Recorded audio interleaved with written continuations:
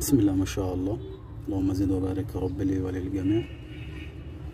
ما شاء الله يا جماعة، دي حتة ما شاء الله سنجباية حمراء برضه ما شاء الله. كنت عارض اختها من فترة زيها كده ما شاء الله، بتلعب وبتقعد وبتعد ما شاء الله. برضه اخوهم السنجابي الازرق، دمه محترم ما شاء الله، بيفرقوا حمام كويس. دي ما شاء الله شكلها طلع طيرة وفكت تقريبا حوالي 5 ريشات فان شاء الله اخرجها يعني لو حد محتاجها.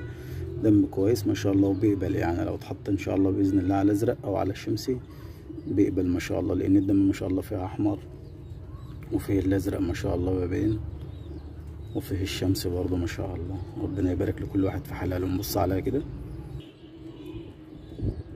زي ما قلت يا جماعه ما شاء الله، فكت 5 ريشات.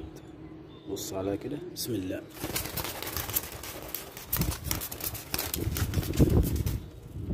ما شاء الله اللهم زد وبارك.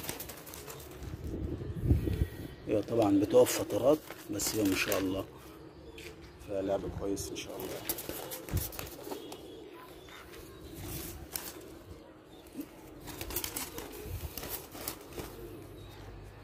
هي ما شاء الله يا جماعه زي ما حكيت هتقعد وهتلعب لعب كويس. اختها ما شاء الله يعني تقعد زيها كده وبتلعب لعبه محترم، بس انا طبعا بوقفها يعني مانيش فاضي والله ان انا اقعد ايه انزلها او العبها. ربنا يبارك لكل واحد في حلاله. شايفين هي بس لو ايه نزلت كام مره تلاقيها ما شاء الله قعدت على الارض خالص.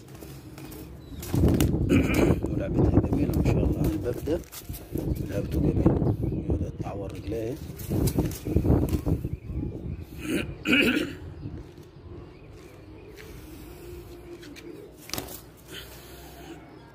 شايفينها قعدت على الارض خالص.